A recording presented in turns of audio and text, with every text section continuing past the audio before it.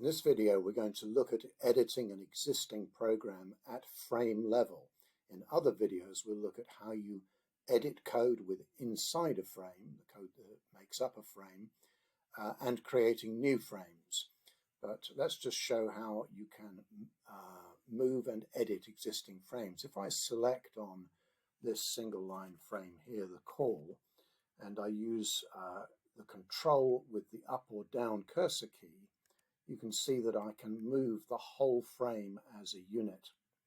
Now, if I move it too far, I might cause an error because you're now using something before it's been declared, for example. But I have the ability to move code around very simply.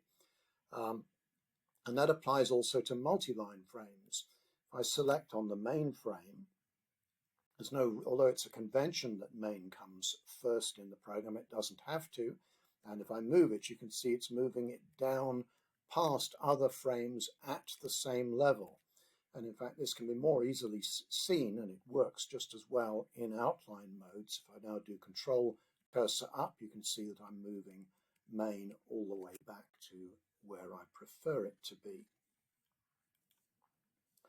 Now within a frame, let's just expand this class here, I can only move things up or down at the same level of indentation. So I can move this property field, this property up or down. I can move it down past the functions or within them, but I can't move it outside of the snake, and that's deliberate. Also, there are a few frames, and this constructor is an example of one, that are fixed in place, and so you'll find that I can't move this property. I'm repeatedly pressing the cursor up, control cursor up there. I can't move it past that. And for example, in a function, we'll find this one here. I can move this down, but I can't move it past the return, because the return is always the final statement in a function. If I want to move a piece of code somewhere else altogether, then I can select it, and I can use the standard Windows convention keys, Control X, to cut that frame.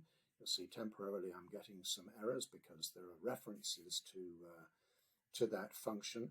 And if I want to move it somewhere else, all I have to do is let's go to the frame I want to go underneath there. I just hit the Enter key, and that opens up a new selector, as we call it, a new code.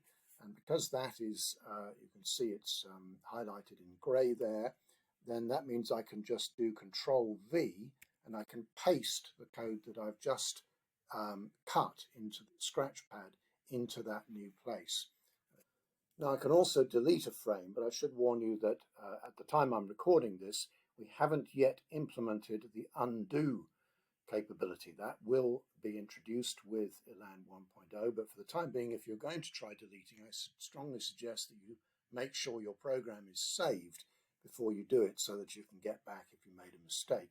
To delete, just highlight a frame at any level. You can do it in outline mode or individually, and press Control Delete, or if you don't have delete key on your keyboard on a Mac, for example, you can use Control D, and that will remove the frame. But as I say, at this point, you don't have an undo. You'll need to load the program again if you made a mistake. And you can see I'm already picking up some errors because I've removed code that those parts of the program are referring to.